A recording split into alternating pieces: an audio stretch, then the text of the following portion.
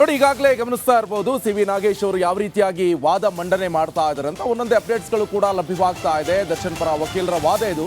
Procedure ಪ್ರಕಾರ ಕಳಿಸ್ತಾರೆ, sample ಅದಕ್ಕೆ ಹೇಳಿದೆ ಅಂತ ಹೇಳ್ತಿದ್ದಾರೆ. ಪೊಲೀಸರು ಎಲ್ಲಿ ಹೇಳಿದ್ದಾರೆ ಅಂತ ಪ್ರಶ್ನೆ ಮಾಡ್ತಾ ಇದ್ದಾರೆ ಜಡ್ಜ್ ಅವರು. ಹಾಗಾದ್ರೆ ಏನದು? ಇದು ದರ್ಶನ್ ಪರ ವಕೀಲ ನಾಗೇಶ್ ಅವರ ವಾದ ಇದು.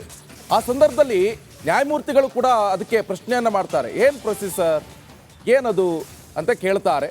ಪೊಲೀಸರು ಎಲ್ಲಿ ಹೇಳಿದ್ದಾರೆ ಅಂತ ಜಡ್ಜು ಪ್ರಶ್ನೆ ಮಾಡ್ತಾರೆ. ನೋಡಿ, ಈಗಾಗಲೇ ಗಮನಿಸ್ತಾ ಇದ್ವಿ, ಒಂದ್ ಕಡೆ ಈ ಬಟ್ಟೆ ವಿಚಾರ ಬಂತು. ಲೂಮಿನಲ್ ಟೆಸ್ಟ್ ಅಂತ ಒಂದು ಮಾಡಲಾಯಿತು. ಯಾಕಂತ ಹೇಳಿದ್ರೆ ಈ ಹಿಟ್ ಆ್ಯಂಡ್ ರನ್ ಕೇಸಲ್ಲಿ ಲೂಮಿನಲ್ ಟೆಸ್ಟ್ ಅಂತ ಮಾಡ್ತಾರೆ. ಯಾಕಂತ ಹೇಳಿದ್ರೆ ಒಂದು ಗಾಡಿ ಹೊಡ್ಕೊಂಡು ಹೋದ್ರೆ ಅದ್ರ ಬ್ಲಡ್ ಅದಕ್ಕೇನಾದ್ರೂ ಸ್ಯಾಂಪಲ್ ಅದಕ್ಕೇನಾದ್ರೂ ಅಂಟಿದ್ದೇ ಆಗಿದ್ರೆ ಆ ಸಂದರ್ಭದಲ್ಲಿ ಅದನ್ನ ಯಾವುದೇ ರೀತಿ ವೆಹಿಕಲ್ನ ವಾಶ್ ಮಾಡಿದ್ರು ಕೂಡ ಅದು ಹಾಗೆ ಇರುತ್ತೆ. ಆ DNA ಅಂದ್ರೆ ರಕ್ತ ಮಾದರಿ ಹಾಗೆ ಇರುತ್ತೆ. ಅದೇ ಥರ ಸೇಮ್ ಟು ಸೇಮ್ ಈಗ ದರ್ಶನ್ ವಿಚಾರದಲ್ಲೂ ಅದೇ ಆಗಿದ್ದು. ಈ ಬಟ್ಟೆ ಇರ್ಬೋದು ಅಥವಾ ಶೂಗಳನ್ನು ಈಗಾಗಲೇ ಪೊಲೀಸರು ವಶಪಡಿಸಿಕೊಂಡಿದ್ದಾರೆ. ಅದನ್ನು ಕೂಡ ಲೂಮಿನಲ್ ಟೆಸ್ಟ್ಗೆ ಕಳುಹಿಸಿಕೊಡಲಾಗಿದೆ. ಜಡ್ಜ್ ಪ್ರಶ್ನೆಗೆ ಉತ್ತರಿಸಿದ್ದಾರೆ ಸಿ.ವಿ. ನಾಗೇಶ್. 95ನೇ ಸಾಕ್ಷಿ ನೀಡಿದ್ದಾರೆ. ಹೇಳಿಕೆ ಬಗ್ಗೆ ಉಲ್ಲೇಖಿಸಿದ್ದಾರೆ ಸಿ.ವಿ. ನಾಗೇಶ್ ಅವರು. ದರ್ಶನ್ ಮನೆ ವಾಷಿಂಗ್ ಮಷಿನ್ ಕೆಟ್ಟು ಹೋಗಿರುತ್ತದೆ. ನೋಡಿ, ಇದು ಈಗ ಪಾಯಿಂಟ್ ಹಾಕಿದ್ದಾರೆ. 3 ದಿನಕ್ಕೊಮ್ಮೆ ದರ್ಶನ್ ಬಟ್ಟೆ ಒಗೆಯುತ್ತಿದ್ದೆ ಅಂತ ಸಾಕ್ಷಿದಾರರು ಹೇಳ್ತಿದ್ದಾರೆ. ನೋಡಿ, ಜಡ್ಜ್ ಪ್ರಶ್ನೆಗೆ ಈಗ ಉತ್ತರಿಸಿದ್ದಾರೆ ಸಿ.ವಿ. ನಾಗೇಶ್. 95ನೇ ಸಾಕ್ಷಿ ನೀಡಿದ್ದಾರೆ, ಹೇಳಿಕೆಯನ್ನ ಕೊಟ್ಟಿದ್ದಾರೆ. ಕೆಲಸದವ್ರು ಸಾಕ್ಷಿ ನಂಬರ್ 95 ಅವರು 3 ದಿನಕ್ಕೊಮ್ಮೆ ದರ್ಶನ್ ಅವರು ಬಟ್ಟೆ ಒಗಿತಿದ್ದೆ ಅಂತ ಹೇಳಿ ಸಾಕ್ಷಿ ಹೇಳಿದ್ದಾರೆ. ಹೌದು. ಜಡ್ಜ್ ಪ್ರಶ್ನೆಗೆ ಉತ್ತರಿಸಿದ್ದಾರೆ ನಾಗೇಶ್ ಅವರು. ಅಂದ್ರೆ ದರ್ಶನ್ ಅವತ್ತು ಅಂದ್ರೆ ಈ ಪಟ್ಟಣಗೆರೆ ಶೆಡ್ನಲ್ಲಿ ಏನು ಕೊಲೆ ನಡೀತು ಅನ್ನೋ ಆರೋಪ ಇದೆ. ಆ ದಿನ ಧರಿಸಿದ್ದ ಬಟ್ಟೆಯನ್ನ ವಾಶ್ ಯಾವಾಗ ಮಾಡಿದ್ರಿ, ಹೇಗೆ ಮಾಡಿದ್ರಿ, ಅದಕ್ಕೆ ಸರ್ಫ್ ಹಾಕಿದ್ರಾ, ರಿನ್ ಹಾಕಿದ್ರಾ? ನಮ್ಗೆ ಇದು ತಮಾಷೆ ಅನ್ಸ್ಬೋದು, ಬಟ್ ಮೈನ್ಯೂಟ್ ಡೀಟೇಲ್ಸ್ ಅನ್ನ ಕೂಡ ಕಲೆಕ್ಟ್ ಮಾಡ್ಕೊಳ್ತಾರೆ ಪೊಲೀಸರು ಎನ್ಕ್ವೈರ್ ಮಾಡುವಾಗ. ಹಿಂಗೇನೆ ದರ್ಶನ್ ಮನೆಯ ಕೆಲಸದಾಕೆಯನ್ನ ಎನ್ಕ್ವೈರ್ ಮಾಡಿದ್ರು. ಸುಶೀಲಮ್ಮ ಅವ್ರ ಹೆಸರು. ನಮ್ಮ PCR ಅರವಿಂದ್ ಅವ್ರು ಹೆಲ್ಪ್ ಮಾಡ್ತಿದ್ದಾರೆ ನಮಗೆ. 3 ದಿನಕ್ಕೊಮ್ಮೆ ಬಟ್ಟೆ ಒಗಿತೀನಿ ಅಂತ ಹೇಳಿ ಆಕೆ ಸ್ಟೇಟ್ಮೆಂಟ್ ಕೊಟ್ಟಿದ್ದಾರೆ ಅಂತ ಹೇಳಿ ಆ ಉತ್ತರವನ್ನ ಕೂಡ ಸುಶೀಲಮ್ಮನವರು ಅವತ್ತು ಕೊಟ್ಟ ಹೇಳಿಕೆಯ ಉಲ್ಲೇಖವನ್ನ ಕೂಡ ಮಾಡ್ತಿದ್ದಾರೆ ಸಿ.ವಿ. ನಾಗೇಶ್ ಅವರು. ನಾವು ಸಿ.ವಿ. ನಾಗೇಶ್ ಅವರ ವಾದದ ಸ್ಪೆಷಾಲಿಟಿಯನ್ನ ಗಮನಿಸ್ತಾ ಬಂದಿದ್ದೀವಿ ನಿಕೇಶ್. ಮೈನ್ಯೂಟ್ ವಿಚಾರಗಳನ್ನ ಕೂಡ ಅವರು ಉಲ್ಲೇಖ ಮಾಡೋದು. ಅಂದ್ರೆ ಚಿಕ್ಕ ಚಿಕ್ಕ ವಿಚಾರಗಳನ್ನ ಕೂಡ ಉಲ್ಲೇಖ ಮಾಡಿ, ನೋಡಿ ಇಲ್ಲಿ ಎಡವಿದ್ದಾರೆ ತನಿಖಾಧಿಕಾರಿಗಳ ಉಲ್ಲೇಖದಲ್ಲಿ ಇಲ್ಲಿ ಅನುಮಾನಗಳಿದೆ ಅನ್ನೋದನ್ನ ಜಡ್ಜ್ನ ಮುಂದೆ ಪ್ರತಿಪಾದಿಸ್ತಾ ಬರ್ತಾ ಇದ್ದಾರೆ. ಶೂ ವಿಚಾರ, ಚಪ್ಪಲಿ ವಿಚಾರ, ಗೊಂದಲ. FSL ರಿಪೋರ್ಟ್ನಲ್ಲಿ ಒಂಥರ ಇದೆ, ಪಂಚನಾಮೆಯಲ್ಲಿ ಒಂಥರ ಇದೆ. ಒಂದು ಕಡೆ ಶೂ ಅಂತ ಉಲ್ಲೇಖ ಮಾಡ್ತಾರೆ, ಮತ್ತೊಂದು ಕಡೆಯಲ್ಲಿ ಚಪ್ಪಲ್ ಅಂತ ಉಲ್ಲೇಖ ಇದೆ.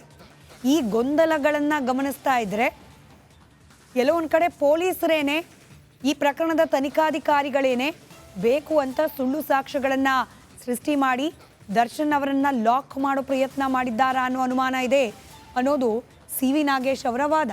ಇದನ್ನು ಪ್ರಮುಖವಾಗಿ ಯಾಕೆ ಹೇಳ್ತಿದ್ದಾರೆ ಅಂತಂದರೆ, ಬೆಳಗ್ಗೆ ವಾದ ಮಾಡುವಾಗ ಹೇಳಿದ್ರು ನೋಡಿ, ಆ PSI ವಿನಯ್ ನೇರವಾಗಿ ಪ್ರಕರಣದ ಆರೋಪಿ ಪ್ರದೋಷ್ ಜೊತೆಯಲ್ಲಿ ಸಂಪರ್ಕದಲ್ಲಿದ್ದರು, ಮಾತುಕತೆಯನ್ನು ನಡೆಸಿದ್ದಾರೆ. ಟ್ರಿಪ್ನಲ್ಲಿರೋ ಸಂದರ್ಭದಲ್ಲೆಲ್ಲ ಪ್ರದೋಷ್ ಜೊತೆ ಮಾತನಾಡಿದ್ದಾರೆ. ಯಾಕೆ ಅನುಮಾನ ಪಡಬಾರ್ದು? ಈ ಪ್ರಕರಣದಲ್ಲಿ ಪೊಲೀಸರು ಆರೋಪಿಗಳು ಸೇರಿಕೊಂಡು ದರ್ಶನ್ನ ಫಿಟ್ ಮಾಡ್ತಿದ್ದಾರೆ ಅನ್ನೋ ಅರ್ಥದ ವಾದ ಮಂಡನೆ ಮಾಡ್ತಿದ್ದಾರೆ ಸಿ.ವಿ. ನಾಗೇಶ್. ಅದರ ಅಪ್ಡೇಟ್ ಕೂಡ ನಿಮ್ಮ ಮುಂದೆ ಇಡ್ತಾ ಹೋಗ್ತೇವೆ. ಪಂಚನಾಮೆಯಲ್ಲಿ ಉಲ್ಲೇಖವಿಲ್ಲದ ರಕ್ತದ ಕಲೆಗಳು FSL ರಿಪೋರ್ಟ್ನಲ್ಲಿ ಹೇಗೆ ಬಂತು? ಸಿ.ವಿ. ನಾಗೇಶ್ ಅವರ ಪ್ರಶ್ನೆ. ಇದಕ್ಕೆ ಪ್ರಾಸಿಕ್ಯೂಷನ್ ಪರ ವಕೀಲರು ಉತ್ತರ ಕೊಡಬೇಕಾಗತ್ತೆ. ಕಳೆದ ಬಾರಿ ಕೂಡ ಸೆಷನ್ಸ್ ಕೋರ್ಟ್ನಲ್ಲಿ ವಾದ ಮಂಡನೆ ಆಗ್ತಾ ಇದ್ದ ಸಂದರ್ಭದಲ್ಲಿ ಇಂಥದ್ದೇ ಪ್ರಶ್ನೆಗಳನ್ನು ಎತ್ತಿದ್ರು ಸಿ.ವಿ. ನಾಗೇಶ್ ಅವರು. ಅದಕ್ಕೆ ಪ್ರಬಲವಾದ ಕೌಂಟರ್ ರಿಯಾಕ್ಷನ್ ಅನ್ನ SPP ಪ್ರಸನ್ನ ಕುಮಾರ್ ಅವರು ಕೂಡ ಕೊಟ್ಟಿದ್ದನ್ನು ನಾವು ಗಮನಿಸಬಹುದು.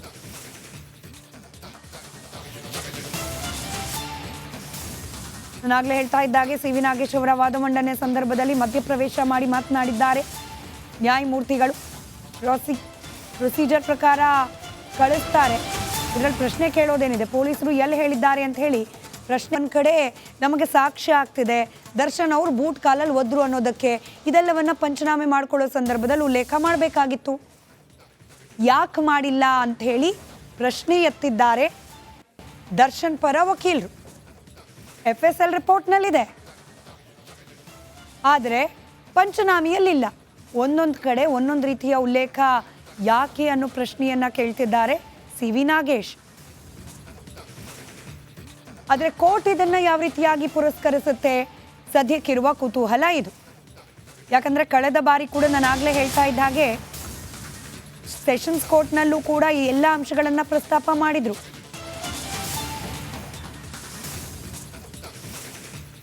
ಮತ್ತೊಂದು ಕಡೆ ಜಡ್ಜ್ ಮಧ್ಯಪ್ರವೇಶ ಮಾಡಿದ್ದಾರಂತೆ ಈ ವಾದ ಮಂಡನೆ ಸಂದರ್ಭದಲ್ಲಿ. ರೇಣುಕಾಸ್ವಾಮಿ ಅವರ ರಕ್ತ ಸಂಗ್ರಹ ಆಗಿದೆ, ರಕ್ತದ ಮಾದರಿಯನ್ನ FSLಗೆ ಕಳುಹಿಸಲಾಗಿದೆ. ಇದೆರಡು ಮ್ಯಾಚ್ ಆಗಿದೆಯಾ ಅನ್ನೋದ್ರ ಬಗ್ಗೆ ಸಿ ವಿ ನಾಗೇಶ್ ಅವರು ಮಾತನಾಡ್ತಿರೋ ಸಂದರ್ಭದಲ್ಲೇ ಜಡ್ಜ್ ಮಧ್ಯಪ್ರವೇಶ ಆಗಿದೆ. ಏನು ಹೇಳಿದ್ರು ಜಡ್ಜ್, ಯಾವ ಪ್ರಶ್ನೆ ಕೇಳಿದ್ರು, ಕೆಲವೇ ಕ್ಷಣಗಳಲ್ಲಿ ಅದರ ಅಪ್ಡೇಟ್ ಕೂಡ ನಿಮ್ಮ ಮುಂದೆ ಇಡ್ತಾ ಹೋಗ್ತೇವೆ. ಪಂಚನಾಮೆಯಲ್ಲಿ ಉಲ್ಲೇಖವಿಲ್ಲದ ರಕ್ತದ ಕಲೆಗಳು FSL ರಿಪೋರ್ಟ್ನಲ್ಲಿ ಹೇಗೆ ಬಂತು? ಸಿ ವಿ ನಾಗೇಶ್ ಅವರ ಪ್ರಶ್ನೆ. ಇದಕ್ಕೆ ಪ್ರಾಸಿಕ್ಯೂಷನ್ ಪರ ವಕೀಲರು ಉತ್ತರ ಕೊಡಬೇಕಾಗತ್ತೆ.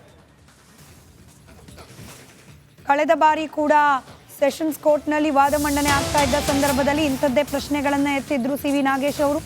ಅದಕ್ಕೆ ಪ್ರಬಲವಾದ ಕೌಂಟರ್ ರಿಯಾಕ್ಷನ್ ಅನ್ನ SPP ಪ್ರಸನ್ನ ಕುಮಾರ್ ಅವರು ಕೂಡ ಕೊಟ್ಟಿದ್ದನ್ನು ನಾವು ಗಮನಿಸಬಹುದು.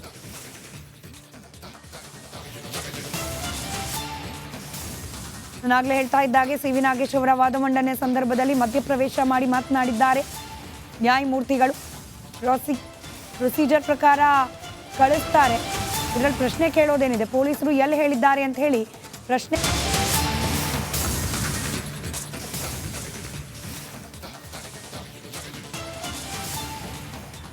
ಪೊಲೀಸರ ಲೋಪದೋಷಗಳನ್ನ ಎತ್ತಿ ಹಿಡಿಯುವ ಪ್ರಯತ್ನವನ್ನ ಮಾಡ್ತಿದ್ದಾರೆ ಸಿ ವಿ ನಾಗೇಶ್. ತಮ್ಮ ಕಕ್ಷಿದಾರರಾದ ದರ್ಶನ್ ಪರವಾಗಿ ಪ್ರಬಲ ವಾದ ಮಂಡನೆ. ದರ್ಶನ್ ಅವರ ಪಾತ್ರ ಈ ಕೊಲೆ ಪ್ರಕರಣದಲ್ಲಿ ನೇರವಾಗಿ ಇಲ್ಲ ಅಂತ ಹೇಳುವ ಮೂಲಕ ಅವರಿಗೆ ಜಾಮೀನನ್ನ ಕೊಡಿಸುವ ಪ್ರಯತ್ನವನ್ನ, ದರ್ಶನ್ಗೆ ಜಾಮೀನನ್ನ ಕೊಡಿಸುವ ಪ್ರಯತ್ನವನ್ನ ಮುಂದುವರೆಸಿದ್ದಾರೆ ಸಿ ವಿ ನಾಗೇಶ್.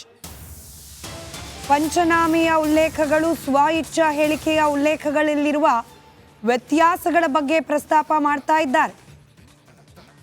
ಹಾಗೆ ಪ್ರಸ್ತಾಪ ಮಾಡುವ ಮೂಲಕ ಈ ಪ್ರಕರಣದಲ್ಲಿ ದರ್ಶನ್ ಅವರ ಪಾತ್ರ ನೇರವಾಗಿ ಇಲ್ಲ, ಹೀಗಾಗಿ ಅವರಿಗೆ ಜಾಮೀನನ್ನ ನೀಡಬೇಕು ಅಂತ ಹೇಳಿ ಆಗ್ರಹಿಸುವ ಪ್ರಯತ್ನವನ್ನ ಮಾಡ್ತಿದ್ದಾರೆ ಸಿ ವಿ ನಾಗೇಶ್.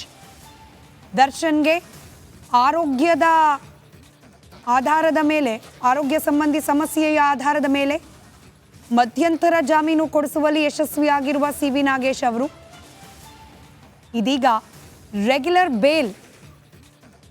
ಬೇಲ್ ಕೊಡಿಸುವ ಪ್ರಯತ್ನವನ್ನ ಕೂಡ ಮುಂದುವರೆಸಿದ್ದಾರೆ.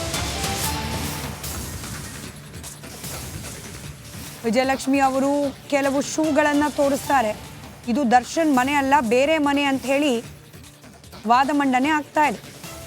ದರ್ಶನ್ ಪರ ವಕೀಲರಾದ ನಾಗೇಶ್ ಅವರ ವಾದ ಮಂಡನೆ.